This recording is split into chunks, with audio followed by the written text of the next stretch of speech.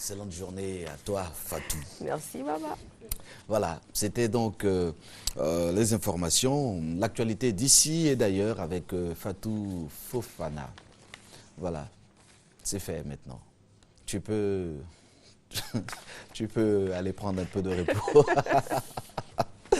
Il y a des tâches qui attendent, voilà, un petit temps de répit et puis voilà. Elle sera peut-être demain au même poste à la même heure? Absolument. Ah, demain, ok, d'accord. À demain. À demain. Ok. Chers téléspectateurs, nous sommes mercredi 21 août 2013 et vous le savez, l'Afrobasket a commencé. Eh bien, le sport, c'est important. Tout à l'heure, nous en parlerons. Nous recevrons notre spécialiste donc, du jour. Il s'agit de Anne-Marie Nguessan. Elle sera là pour nous faire le récapitulatif de la journée d'hier et puis ensemble peut-être qu'on va envisager cette autre journée, cette deuxième journée de l'Afro-Basket. Mais avant, à voir donc sur RTI 1. Alors je reste sur cette caméra. À suivre sur RTI 1. Judith Assoumou. Toute l'Afrique se donne rendez-vous en Côte d'Ivoire et la Côte d'Ivoire est heureuse de recevoir l'Afrique. Du 20 au 31 août, Abidjan abrite le meilleur du basketball africain. Et la RTI vous propose des retransmissions en direct, des émissions spéciales comme le panier matinal ou encore Bonjour Abidjan. L'Afro-Basket 2013 à vivre intensément et passionnément sur toutes les antennes de la RTI.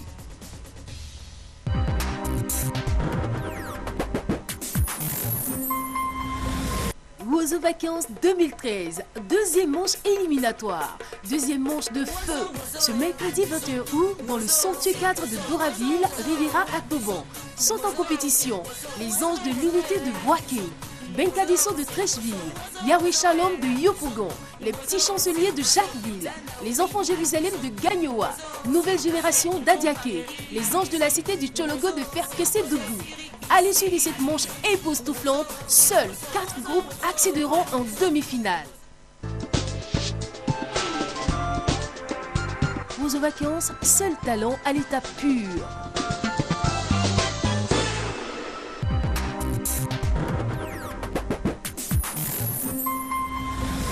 Oh, Lina s'est mise à boire. Mais d'où sors-tu une idée pareille? Mais c'est que t'as dit... Y a pas de mer. Tu n'imagines pas, Carmelo, combien je te méprise. Tu crois réellement que tu puisses exercer une quelconque attirance sur une femme? Ah, Carmelo, tu n'es rien d'autre qu'un pauvre vieux. Tu es de ceux qui croient qu'ils peuvent retrouver leur jeunesse grâce à leur portefeuille. Retrouvez votre feuilleton Mon amour, mon péché du lundi au vendredi à 8h sur RTI 1.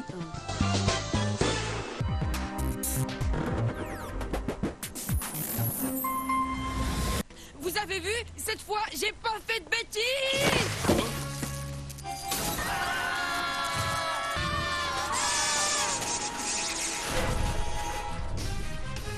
1 heure d'école après les cours. Mes parents vont me tuer.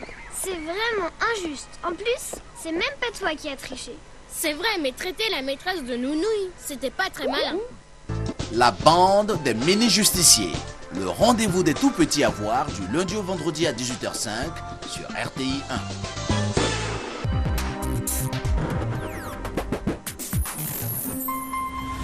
Ça va, tu peux pas me faire ça, Sako, et toi je suis Abidjan. Oh, c'est quoi le problème ici, bonhomme? Mon frère, je ne vous adresse pas la parole. Après les 2 premières saisons, RTI 1 vous donne rendez-vous tous les dimanches à 14h pour la saison 3 de l'équipe.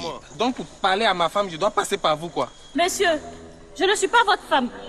Gare à toi si je ne retrouve pas mon fils. Je te tiens pour responsable de sa disparition. Tu me menaces? L'équipe, saison 3, tous les dimanches à 14h sur RTI 1.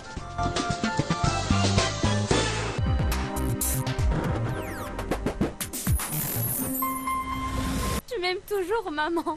Non, Teresa, j'étais en train de prier la Vierge pour toi parce que tu ne me fais plus peur. Maintenant, tu me fais juste pitié.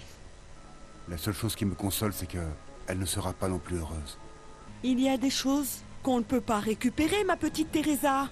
Comme l'amour piétiné, l'affection méprisée ou la confiance que l'on trahit. Ma reine, non. Teresa, votre feuilleton à voir du lundi au vendredi à 13h35 sur RTI 1.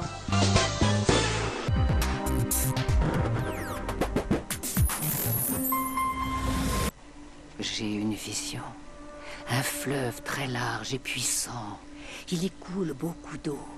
Je vois aussi de belles plages de sable blanc le long de la rive. C'est l'Araguaia. Araguaia, la rivière du destin.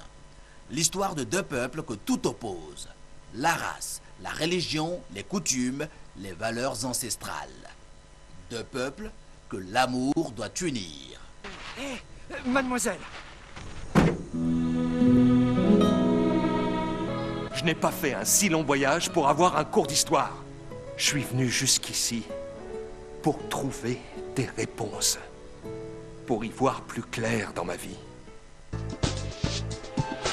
Araguaia, du lundi au vendredi à 19h25 sur RTI 1.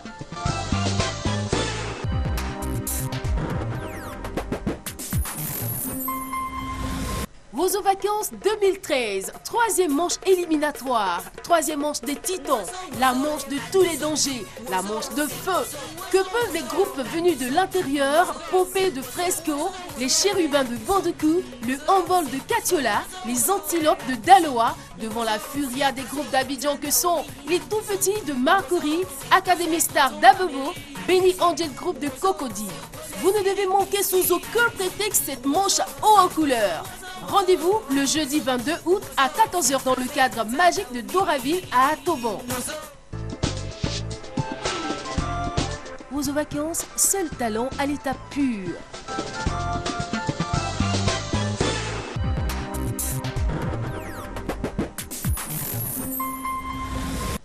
C'est moi ta gardien. Moi je suis un cochon, je suis un configureux. Mais c'est comme ce plata, je peux prendre une petite fille encore. Hein? Tes cheveux mélangés de façon. Je t'ai dit, on te fait caniller, je ne veux pas avoir ça sur ta tête.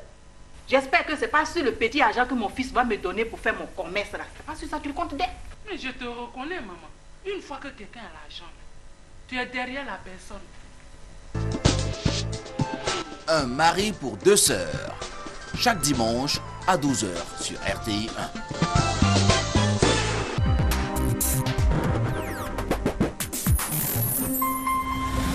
Toi. C'est qui alors? C'est pas toi. C'est qui? C'est Kouadio qui t'a emmené dans la cour là. C'est lui qui a créé tout ça là. C'est moi ma cour qui est ton territoire. Moi que tu vois là, hein? Moi là, j'ai une seule femme et beaucoup de maîtresses. Ça veut dire quoi? C'est un français très clair, les gars. Si tu es allé à l'école là, ça là, tu vas comprendre. Go, Dieu te voit. Hey, Dieu te voit aussi les gars. Dieu te voit 10 000 fois. Ma famille. Votre série ivoirienne à voir du lundi au vendredi à 11h sur RTI 1.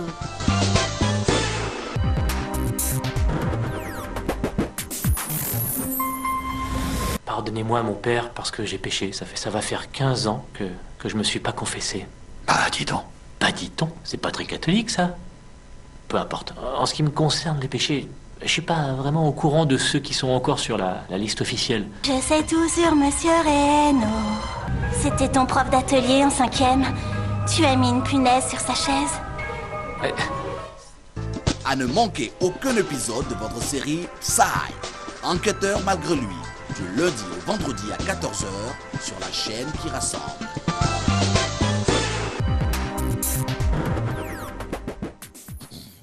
Voilà, et nous sommes de retour sur notre plateau. Retenez bien, chers téléspectateurs, à 8h, Mon amour, mon péché. Mon amour, mon péché. À 8h28, The Wild. Teresa, c'est à 13h35.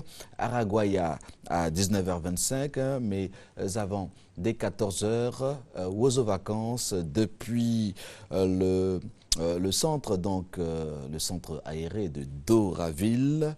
Et vous savez, l'afro-basket a démarré depuis hier, et donc l'afro-basket dès dès 17h, eh bien, le match Nigeria-Mali.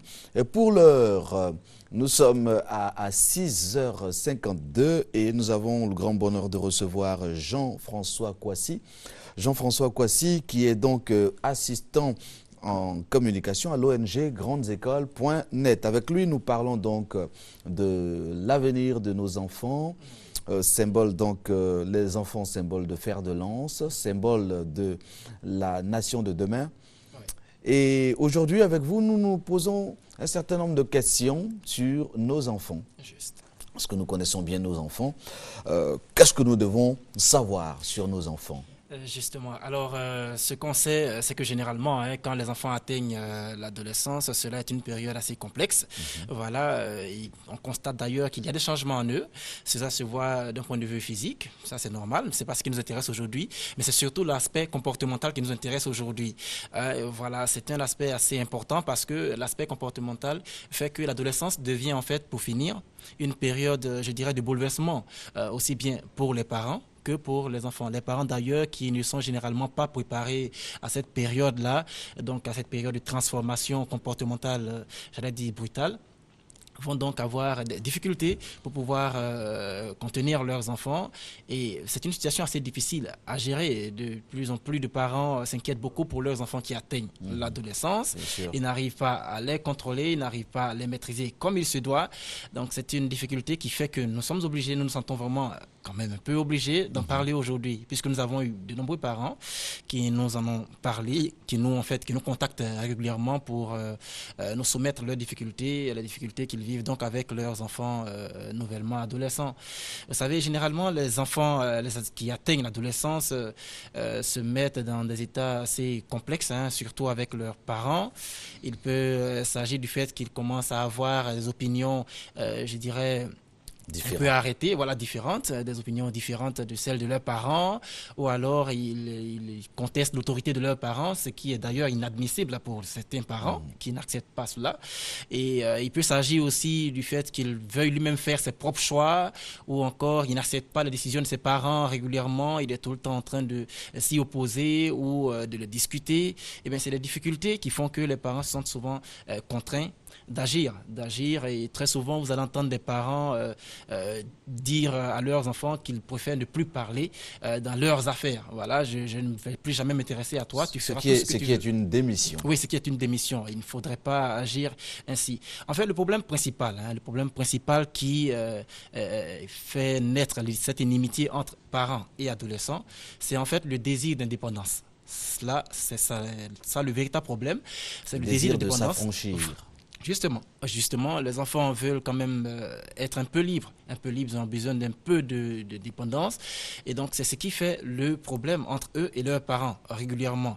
Donc, ce que les parents doivent d'abord comprendre, c'est que le désir d'indépendance, ce n'est pas en fait un signe de rébellion.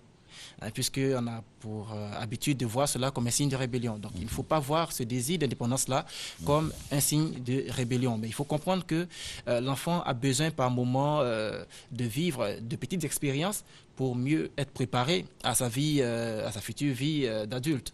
Voilà. Donc, s'il n'a pas vécu certaines expériences, il ne pourra pas donc facilement s'en sortir. Alors, question, faut-il laisser les enfants faire toutes les expériences? Non, pas toutes les expériences. D'ailleurs, ils sont inexpérimentés.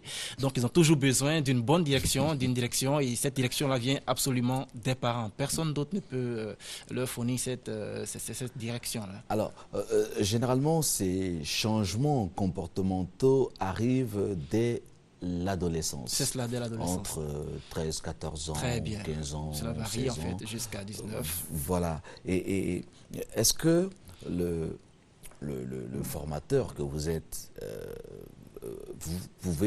vous êtes à même de donner quelques mécanismes et quelques explications? Pourquoi justement à cet âge-là, l'enfant change soudainement dans la maison de ses parents?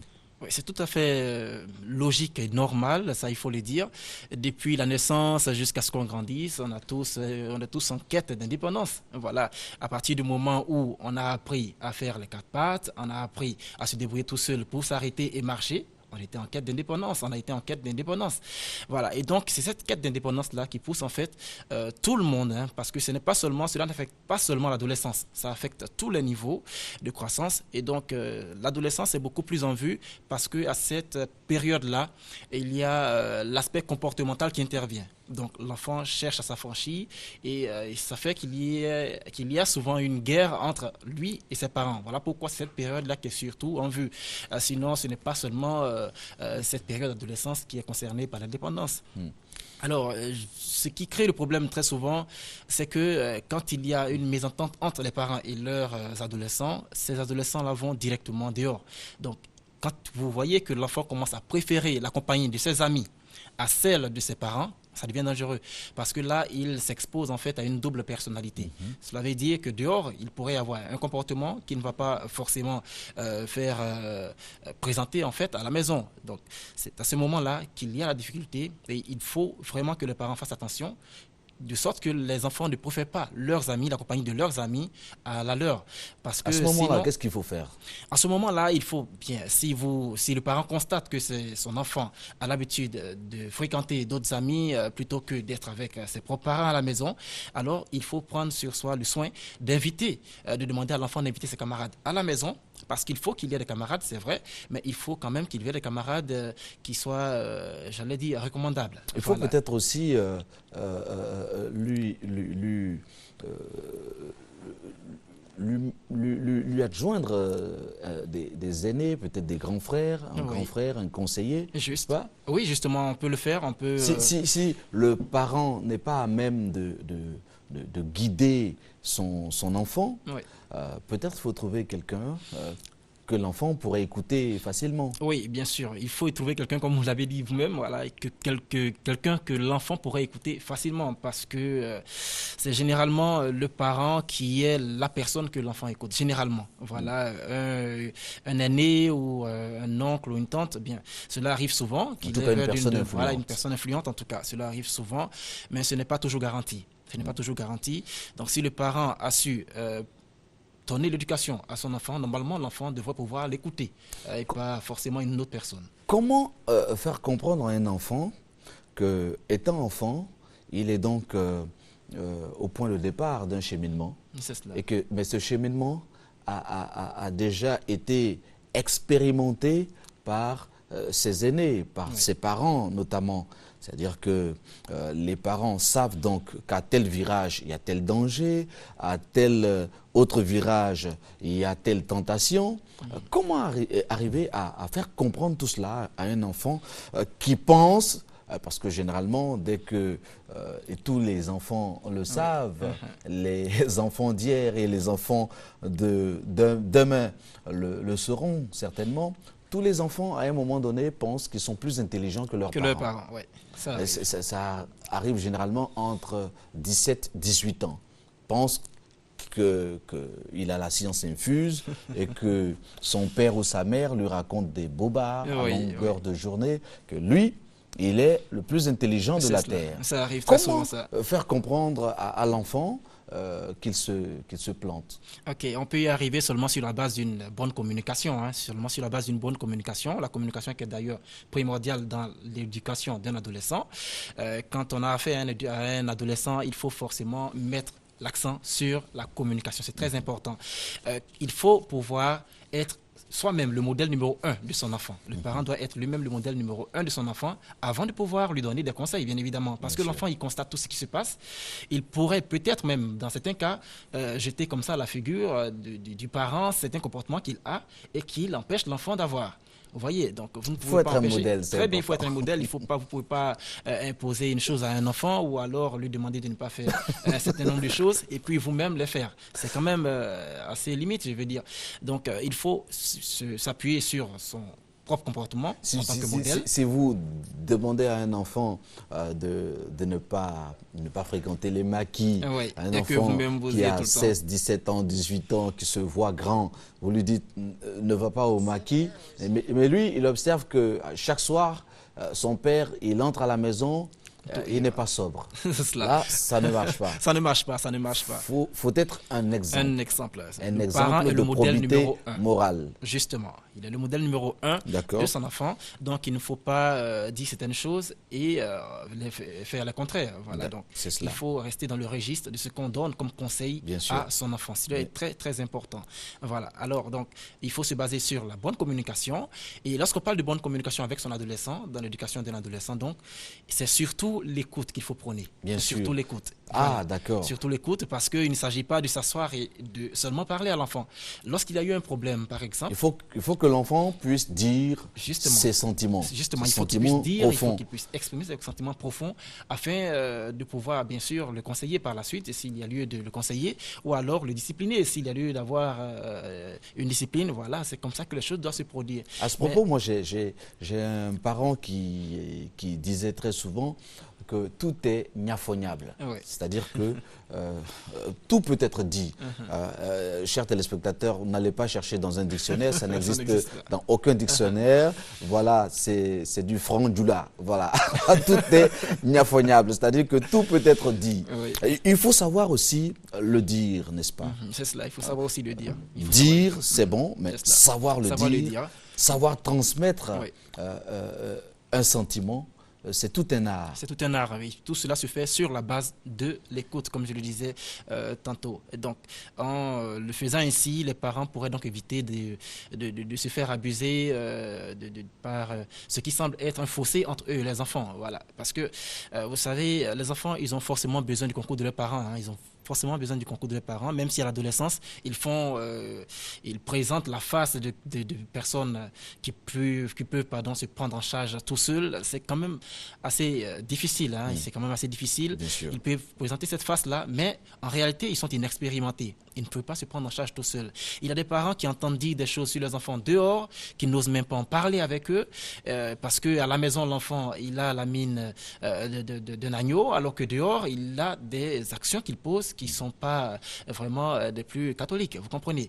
Donc, les parents entendent certaines choses sur leurs enfants, ils n'ont pas le courage d'en parler avec leurs enfants parce que pour eux, leurs enfants ne sont pas capables de choses pareilles, alors qu'il faut pour autant s'asseoir avec eux et lui poser un certain nombre de questions pour savoir ce qui se passe dehors, avec qui il marche, est-ce qu'il peut le faire venir à la maison.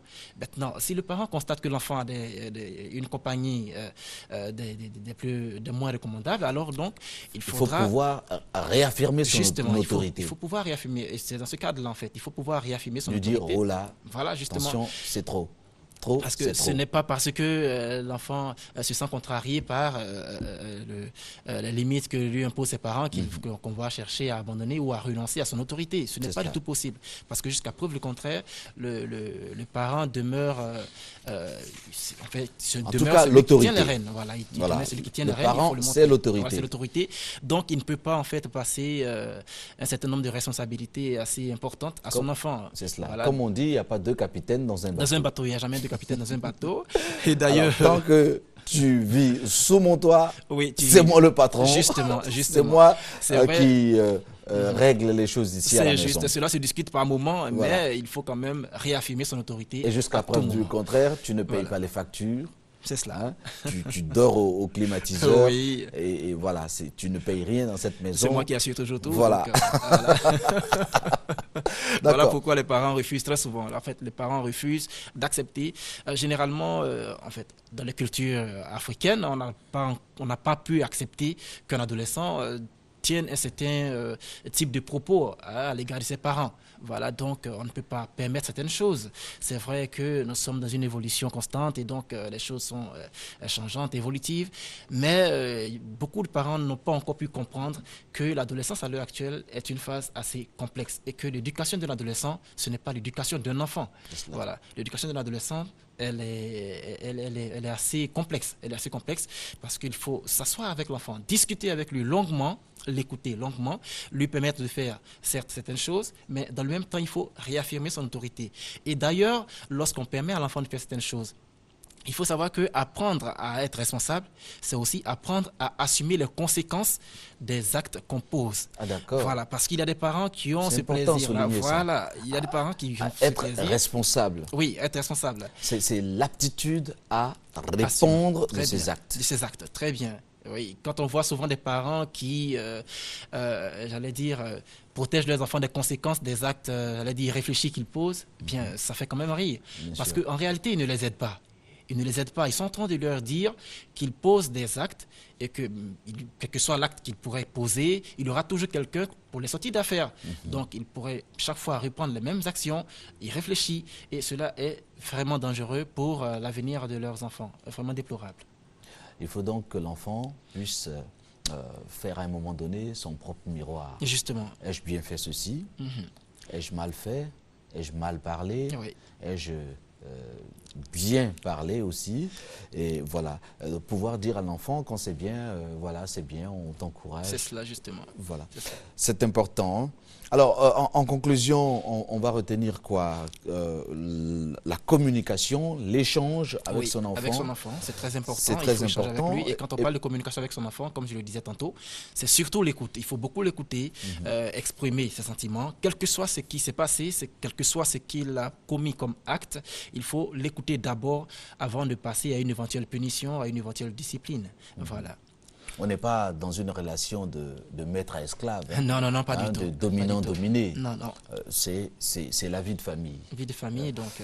c'est une toile qu'on tisse jour après jour. Oui. Et le but, c'est de faire en sorte que l'enfant devienne un homme, voilà, responsable de une femme, une personne qui accomplie. Voilà, des qualités. Voilà. D'accord. N'oubliez pas votre place parent, n'est-ce pas? Votre place de père ou de mère. En tout cas, vous devez être un modèle. Si nous suivons bien ce que vous nous avez développé sur ce plateau, donc vous nous parliez donc de nos enfants, pouvoir bien connaître et bien connaître ses enfants. Ces enfants, il faut véritablement les connaître parce que les avoir à la maison, juste devant soi, ce n'est pas les connaître, uniquement les connaître. Les connaître, c'est discuter avec eux régulièrement. Parce que l'enfant, quand il a des amis dehors, quand il préfère la compagnie de ses amis dehors, c'est sûr que pour finir, il pourrait avoir une double personnalité. Et quand il a une double personnalité, alors le parent n'arrive plus à connaître son enfant, il n'arrive plus à le maîtriser. Et c'est assez difficile pour lui parce que l'enfant pourrait faire des choses dehors. Souvent, il arrive que même qu'à l'école, on appelle le parent, il s'y rend, et il pense peut-être que ce qu'on y raconte, c'est des choses, des gens de fausses accusations. Voilà. C'est seulement des fausses accusations à l'encontre de son enfant, ou alors des personnes qui n'aiment pas son enfant. Alors, en revanche, il faut faire attention. Il faut vraiment faire attention à tout ce qui se raconte. Dès que vous avez entendu une petite chose dehors, que ce soit dehors ou par qui que ce soit, il faut appeler l'enfant, le faire asseoir, lui faire savoir ce qu'on a entendu sur lui, discuter avec lui de ce qui s'est passé. S'il l'a effectivement fait ou s'il ne l'a pas fait, il faut chercher à vérifier ce qui s'est passé réellement. Parce qu'il y a eu ce cas-là où il y a des enfants qui se comportaient n'importe comment. Nous avons eu ce cas dans un quartier, dans un petit quartier de Cocody, où l'enfant se promenait avec des amis drogués qui faisaient n'importe quoi. La mère était tout le temps informée, mais elle disait qu'elle voulait forcément une confrontation, alors que puisque son enfant, en fait, à la maison, il était très sage à la maison, et pourtant dehors, il avait des compagnies très peu recommandables. Et pour finir, l'enfant a pu écoper donc d'une peine d'emprisonnement, puisqu'il s'est retrouvé dans une situation assez complexe avec les amis avec qui il tournait dehors. Donc ça a été vraiment très dur, un coup très dur pour la mère, qui n'a pu donc faire autre chose que d'aller en fait sortir donc de ce qu'elle avait comme activité. Ce qui n'est pas souhaitable. Voilà, ce qui n'est pas souhaitable. Donc c'est quand même assez complexe, assez difficile de négliger ce qui est entendu sur son enfant, ce qu'on entend sur son enfant. Il faut très souvent discuter avec eux, cela est très très important, on insiste là-dessus, parce que avoir son enfant à la maison, le voir tout le temps à la maison, ce n'est pas le connaître. Le connaître, c'est discuter avec lui régulièrement, de sorte à maîtriser ses sentiments, ses émotions, savoir avec qui il marche dehors, et donc ainsi pouvoir donc l'aider par la suite et éviter qu'il ait pas mal toutes ces difficultés qui jonchent donc les rues. Merci beaucoup. Voilà. Et ne pas connaître son enfant, c'est vivre avec un étranger dans sa maison, ce qui n'est pas non plus souhaitable. Oui. Merci Jean-François Kouassi. Oui. Merci d'être venu sur ce plateau. À la semaine prochaine. prochaine. Bien évidemment. Merci beaucoup. À l'heure des grandes innovations technologiques, eh bien, certains restent attachés aux valeurs traditionnelles et c'est donc le mortier, un instrument qui existe depuis la nuit des temps et puis c'est l'objet, donc c'est le sujet de ce petit document audiovisuel. Nous regardons. Dans la plupart des régions de la Côte d'Ivoire, les spécialités culinaires font intervenir une pâte obtenue en pilant l'igname, le manioc, la banane plantain et bien d'autres féculents. L'on a pour cela recours à un instrument de cuisine, le mortier. Le mortier sert à faire cette pâte communément appelée le foutou. Nous sommes dans une banlieue d'Abidjan. Ici, les artisans sont à la tâche. Le rôle du mortier dans une famille, c'est pour aider nos époux à la maison, pour pouvoir bien préparer les différents repas. Vous voyez que aujourd'hui, en Afrique, nos époux ont besoin vraiment du mortier pour piler un peu. On peut parler du foutou. Vous voyez, sans le mortier, on ne peut pas faire le foutou à la maison. Donc il faut forcément passer par le mortier pour bien faire le foutou de la maison. Et nous avons aussi des condiments qui doivent forcément passer comme des gambos, des aubergines par moment. On a les petits mortiers que souvent ils peuvent faire un peu des aubergines, un peu des gambos, un peu tout ce qu'il faut. Même souvent on a des médicaments traditionnels qu'il faut forcément piler. Et que on préfère prendre des écorces, mettre dans le mortier et piler. Donc c'est essentiel dans la vie d'un couple ou bien dans la vie de toute personne. Voilà, le maïs qui est là par exemple, voilà, on veut manger un peu le kabato, comme un peu chez les nordistes. Il faut aussi forcément mettre le maïs dans le mortier pour piler le maïs. On a le mil aussi qu'on peut piler aussi avec le mortier. Donc, il faut forcément le mortier pour faire vraiment des repas complets à la maison. Voilà, donc il y a certains repas qui ont besoin forcément de passer d'abord par le mortier avant vraiment de passer à la marmite. Vous voyez que c'est essentiel. Le camion rempli de bois de différentes tailles est venu les ravitailler.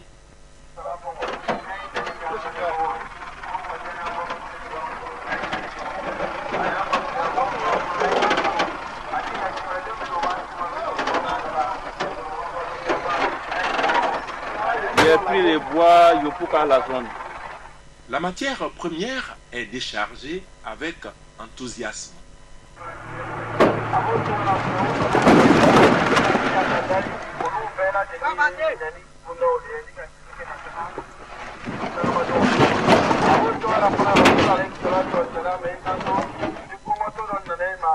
Le bois, quand nous envoyons comme ça, et puis on fait la musique, puis on coupe le timeux, puis il y a le morceau qui laisse, là c'est ça on prend pour faire moitié. Sinon il n'y a pas bois de moitié, tout ça on fait à tam-tam. Bon ça, c'est le morceau qui ne vaut pas des morceaux de timeux. Donc ça, on prend ça pour faire moitié. Bon ça fait des moissons de timeux. Donc ça, on prend pour faire à timeux. Bon ça là aussi, on prend ça pour faire les petits tam-tam. Petits tam-tam. Bon ça là, on prend ça pour faire tam-tam. Le processus de fabrication du mortier est ainsi entamé. Ça, le bois bien comme ça. Premier travail d'abord, c'est à contrôler, voir si le bois c'est bien. Donc s'il n'y a pas de faute dessus, maintenant tu prends acte et puis tu mesures d'abord à voir à quelle passe tu peux bien faire. Parce que souvent, il y a boîte quelque part, il y a l'autre côté qui est bien. Donc tu choisis où il est propre, donc tu fais le trou là-bas. Cette étape franchie, il faut maintenant donner au bois la forme et la taille qui lui sied. J'ai pris à mon grand-papa, au village. On prend un commencer comme ça. Voilà. Comme ça, on va commencer. Si c'est descendu un peu, on prend un petit d'abord, on enlève dedans. Voilà. Si c'est fini dedans, là, on va commencer dehors. Comme ça. Et le as, on prend pour faire le premier trou. Après ça, on prend le petit, ça on appelle sagala. Donc avec ça, on fait les trous, on les met en dimension. Après, tu peux mesurer le trou où il y en a qui n'est pas bien, donc tu fais le mesure. Après le mesure, maintenant tu prends le grand jégui comme ça, tu nettoies un peu. Tu le mets en équerre avec les bras et puis tu fais le grand pas qui est un peu compliqué. Donc après ça, tu prends le petit, là tu peux nettoyer, tu le mets en position. Après ça, on appelle ça le poiret. Avec ça, là, tu nettoies dedans, propre. Puis après, tu mets au massin. Ça, c'est au niveau des dents. Maintenant, après de nettoyer les dents, ça, là, on appelle ça la kamala. Et avec ça, tu nettoies derrière. Tu nettoies derrière. Tu fais tout le trou. Après, ici, tu renverses, tu viens ici, là. Puis tu vas ici, là, si ce n'est pas en équerre. Tu prends ça, là, 4 heures encore. Tu le mets en dimension. Il faut que tout le face de moitié soit plat. Là, quand on travaille dedans, ça ne bouscule pas. Et si c'est pendu, ça ne donne pas bon résultat, quoi. Les artisans qui reçoivent les commandes de partout sont bien organisés. Souvent, on y verrait comme ça, ceux qui font des en gros. Maintenant, arrivé là-bas, eux, ils font du vernis. Ils peignent et puis ils mettent vernis ici. Maintenant, s'il y a les gens qui viennent ici, et puis ils veulent qu'on fait tout. Nous aussi, on prend ces produits-là, et puis on peint, on met du vernis. Ça devient comme au marché. Aucun différent. Il y a les gens même qui préfèrent naturellement comme ça. Quant à nous aussi, naturellement comme ça, c'est bon. Mais il y a les gens qui habitent toujours les choses qui brillent. Donc c'est à cause de ça, il faut forcément de faire ce que les gens voulaient. Naturellement comme ça, c'est bon. Le marché là, c'est ça le problème, parce que vraiment, ça ne va pas du tout. Vraiment, il n'y a pas de marché. Souvent ça là, on fait pour avoir venir nous besoin, on a vraiment c'est. Toi, tu n'as pas fait du tatou sur tes lèvres? Non. Du tout. Du tout? Ah bon? C'est vrai ça? D'accord. Bien, chers téléspectateurs, nous, bon, je dis nous, Reda et Ginette, qui m'ont rejoint sur ce plateau, nous étions en train d'échanger. Hein. On parlait notamment de ces mortiers et nous voudrions saluer toutes ces personnes qui perpétuent la tradition. Voilà, c'était donc ce reportage sur le mortier. Retour donc sur ce plateau et nous n'allons pas parler de mortier, hein, soyez rassurés. Nous allons parler de maquillage aujourd'hui. Bienvenue. Merci. Bonjour, Baba. Bienvenue officiellement sur le plateau de Matin Bonheur. Alors, Reda, qui est donc professionnel de la décoration, les créateurs d'ambiance, décorateurs fleuristes, et les wedding planners, chose qu'on ne dit pas très souvent. Et Ginette, qui, ma foi, est créatrice de mode, qui est accessoriste. Et ensemble, nous parlons du maquillage. Oui. Qu'est-ce que c'est que le maquillage? Je ne sais pas qui va parler en premier. Je vais y aller. Oui. Vas-y, oui. Qu'est-ce que c'est que le maquillage, Ginette? Alors, le maquillage, c'est l'utilisation donc des produits cosmétiques pour l'embellissement de son visage. Voilà.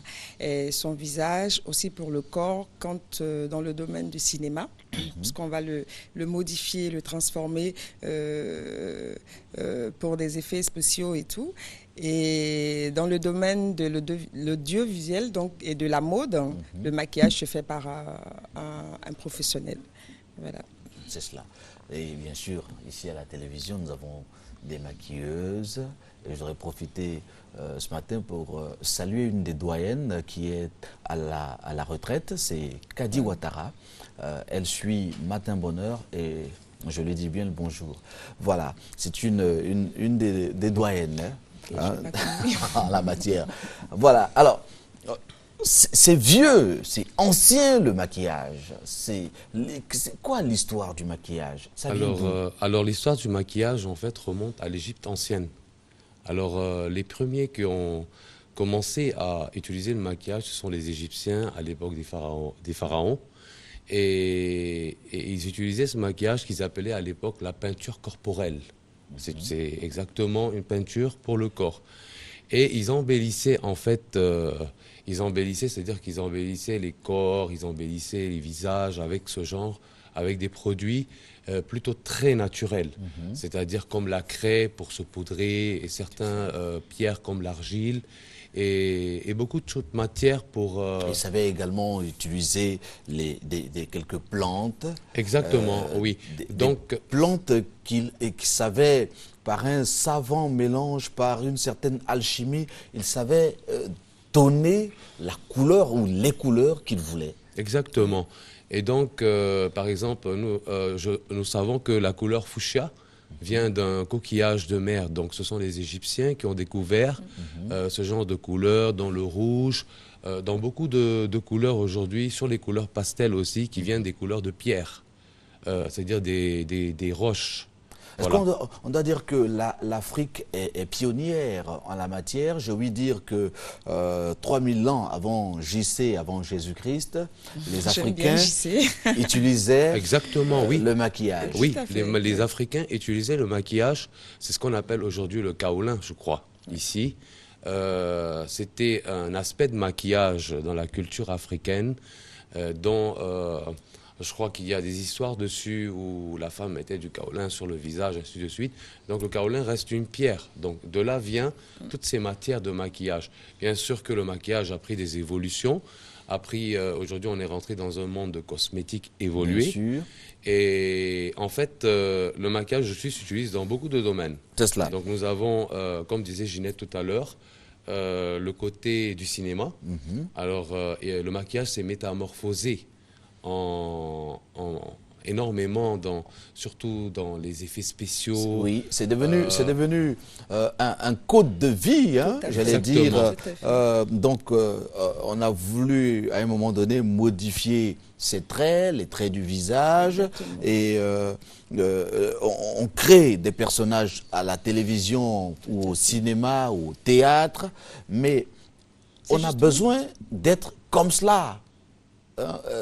Toute la journée. Est-ce que on n'est pas allé un peu trop loin avec le maquillage? Quel est votre sentiment là-dessus, Ginette? Trop loin, moi je dirais... On ne peut pas laisser ça. Non, c'est maintenant dans nos... On ne demande pas ça à une dans nos habitudes et tout.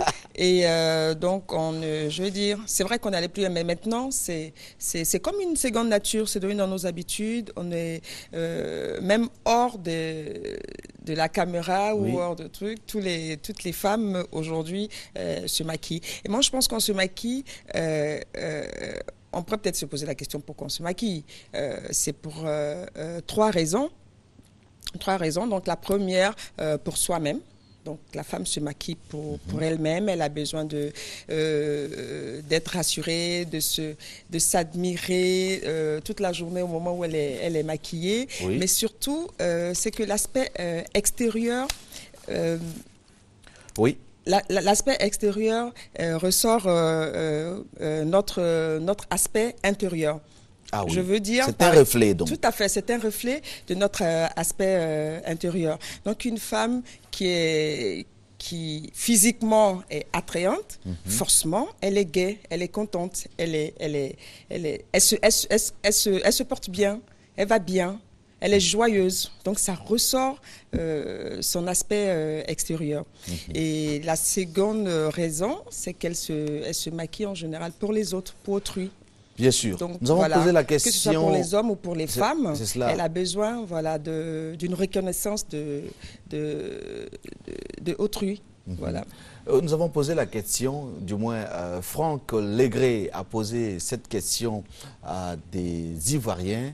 Qu'est-ce qu'ils pensent du maquillage? Nous les écoutons. Le maquillage, c'est bien, ça embellit les femmes, mais il ne faudrait pas exagérer. Le maquillage, c'est très bon, ça permet de faire ressortir la beauté de la femme. Et ça permet aussi à la femme de se présenter, surtout la femme africaine, voilà, de bien se présenter, de pouvoir l'apprécier comme elle est. Le maquillage est très bon, mais il y a certaines filles qui abusent trop, c'est pas bon. La femme, on doit se rendre belle, mais si tu appuies trop, c'est pas bon. Le maquillage, c'est une bonne chose, surtout pour la femme. Ça nous rend belle, séduisante, ça nous change. C'est surtout pour les cérémonies. Moi, je fais souvent pour les cérémonies. Je ne fais pas toujours parce que c'est déjà naturel. Le sens du maquillage, pour moi, bon, ça, c'est très bien. Parce que ça fait habiller la femme, ça rend la femme belle. Et bon, c'est pas tout le temps qu'il faut se maquiller aussi. De temps en temps, mais bon, quand tu es à la maison, tu es très simple, quoi. Sans le maquillage, bon, ça va. Ça valorise aussi la femme. Le maquillage chez une femme, c'est pas normal.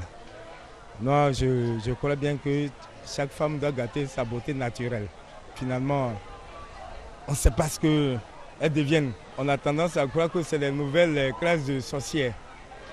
Donc, je n'apprécie pas quand même le maquillage. Waouh! Oh, et la réaction de Ginette, il est dur. Très dur. Très dur.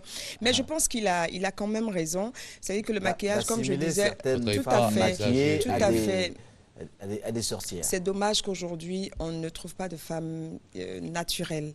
Mais le maquillage, comme on disait, c'est juste pour ressortir des traits de notre visage, pour l'embellissement. Donc, il ne faut pas non plus se maquiller pour ressembler à quelqu'un qui va ainsi... Affirmer une certaine personnalité. Vulgarité, voilà. Donc, il faut être sobre dans tout ce qu'on fait, surtout dans le maquillage, parce que sinon, ça vous transforme. Or, ce n'est pas le but. C'est cela. Au lieu donc de l'éclat, au lieu de la luminosité que vous voulez afficher, mais vous produisez le contraire. C'est l'effet contraire, carrément, Reda. En fait, le maquillage, en fait, c'est pour juste cacher certains défauts ou certaines apparences de fatigue du visage de la femme, parce que la femme, dans son naturel déjà, comme Dieu l'a créée, elle ressort quand même, elle a sa beauté naturelle.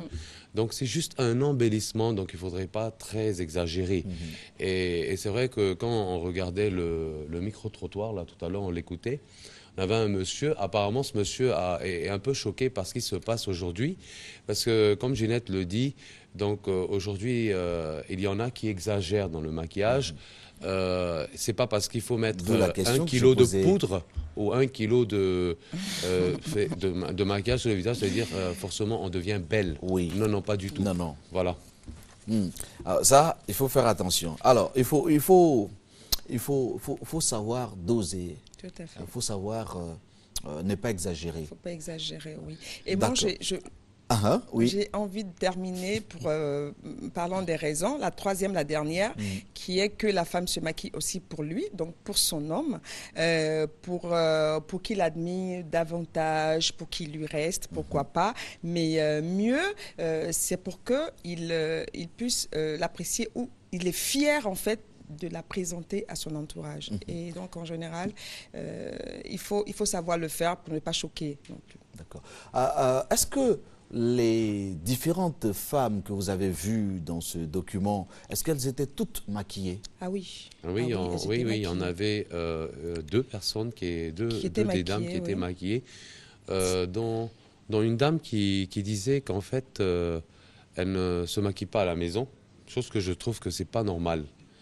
Qu'une femme ne se maquille pas à la maison, surtout quand elle est mariée, elle a un homme. Donc il faudrait quand même être bien présenté pour que cet homme, quand il rentre chez lui, il trouve vraiment quelque chose de merveilleux en cette dame. Donc, c'est très important le maquillage à domicile. C'est cela. Mais vraiment simple, hein, c'est-à-dire un petit embellissement tout simplement. D'accord. De nos jours, on utilise donc les produits cosmétiques et il y a de moins en moins de produits naturels. Ah, donc ça pose aussi problème. Hein. On va essayer de voir quelques produits cosmétiques et voir aussi ce que vous en pensez, quels sont les conseils qu'on pourrait donner. C'est elle? Je ne sais pas pourquoi, Judith a... Oui. Alors oui, celle-là, elle est maquillée. Elle est maquillée. Il y avait une autre qui était maquillée parce qu'elle aussi. disait tout à l'heure que c'était pour des cérémonies qu'elle se maquillait. Bien sûr. Et je pense que là, c'est... Elle est maquillée, on voit des touches quand même sur les paupières. D'accord, les lèvres aussi. Oui, les lèvres. Bon, c'est vrai qu'elle est maquillée vraiment simplement, donc il n'y a pas de... Elle a surtout maquillé les yeux pour ressortir les... Voilà. D'accord. Et puis elle garde son teint naturel. Que j'aime beaucoup d'ailleurs. Merci beaucoup. Merci. On peut revenir, voilà, merci. Alors, qu'est-ce que vous pensez des crèmes, la crème hydratante? Est-ce que ça fait partie des produits de maquillage? Non, c'est juste pour la peau, hein. C'est pour hydrater. C'est vrai que c'est pour maquiller, mais c'est pas comme le maquillage du visage. Alors oui, voilà. La crème, sinon si on peut pas plus parler du lait hydratant qui démaquille en fait le visage, parce qu'il est très important que quand on pose un maquillage, il faudrait pas l'essuyer ou le laver le visage. Il faudrait démaquiller avec un lait hydratant. C'est un lait hydratant avec une cotonnette pour ne pas agresser la peau. D'accord. Le fond de teint, rapidement, le fond de teint. Alors, le fond de teint est une crème colorante selon les teintes de la peau. Donc, vous trouvez, il y a des teintes numérotées selon les teintes de la peau. Et ces fonds de teint, en fait, c'est pour camoufler les défauts du visage. Okay. C'est pour là qu'on utilise le fond de teint qui est quand même une base pour la peau, une base de maquillage, avant de poser les couleurs. D'accord. Alors, il y a aussi la poudre. Il y en a qui utilisent des poudres. Oui. Il y a aussi le fameux rouge à lèvres. Oui, le fameux rouge à lèvres. Ça, je laisse Ginette en parler. Qu'est-ce qu'on en pense? Le rouge à lèvres, c'est vrai que c'est pour souligner les traits des lèvres selon la personne. Donc, en fait, pour une personne qui a des lèvres des lèvres épaisses, elle doit se maquiller, elle doit mettre un rouge à lèvres très sombre. Donc, avec un contour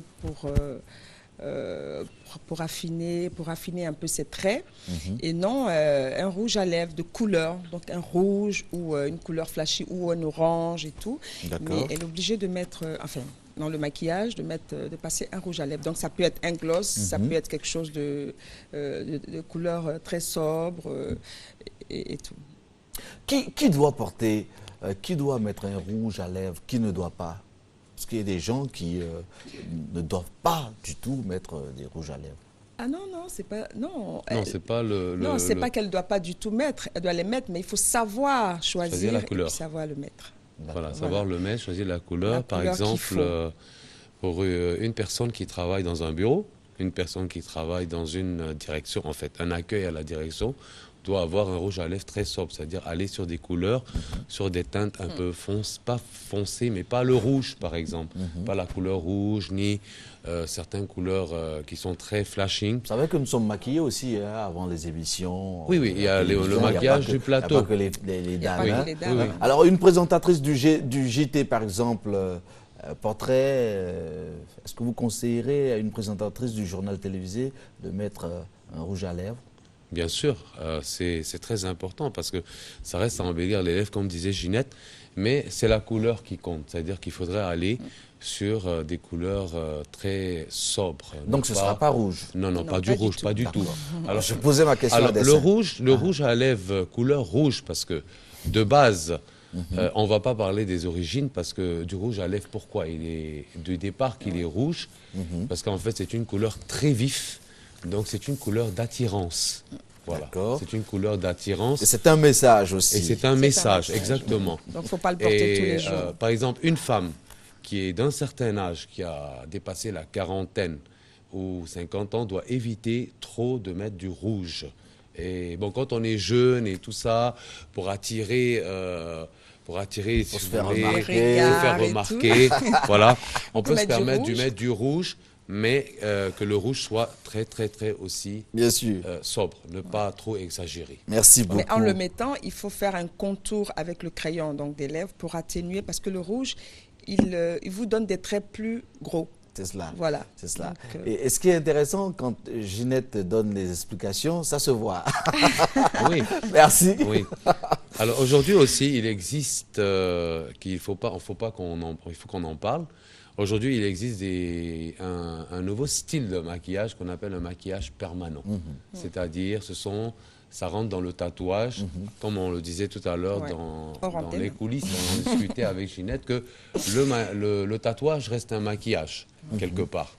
Mais c'est pour se personnaliser par rapport à une touche, en fait, sur le corps.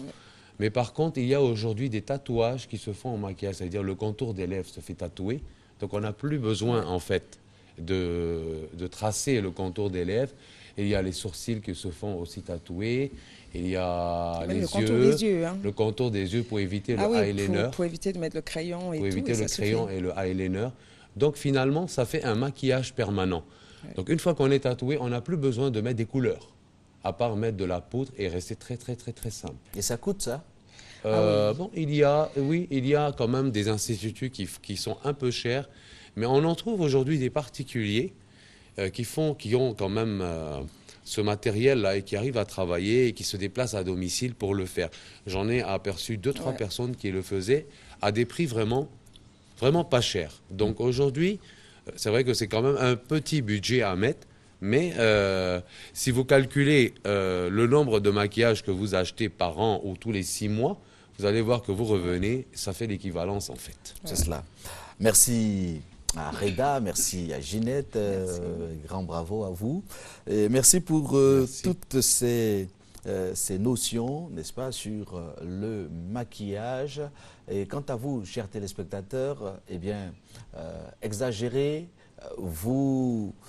mais dans l'extravagance, il faut rester sobre, comme nous disait Ginette et Reda, qui a renchéri sur la question. Soyons sobres, donc n'exagérons pas, parce que quelqu'un l'a dit aussi, le maquillage, peut-être que ce monsieur a vu des dames surmaquillées, et donc il a dit sûr, oui. cette phrase un peu dure. Un peu dure. C'est vrai qu'on a parlé du maquillage des femmes, hein, mais aujourd'hui, je ne sais pas si c'est un phénomène de mode, mais il y a des hommes qui se maquillent. Hein. Moi, je vois des hommes qui s'épilent les sourcils, qui mettent juste un crayon, je ne sais pas pourquoi, mais il n'y en a pas beaucoup. Moi, je me pose la question aussi. 50% des hommes aujourd'hui se maquillent, s'entretiennent comme les femmes. Ça fait partie aussi du charme de donner beaucoup de choses. De toute façon, on est maquillés.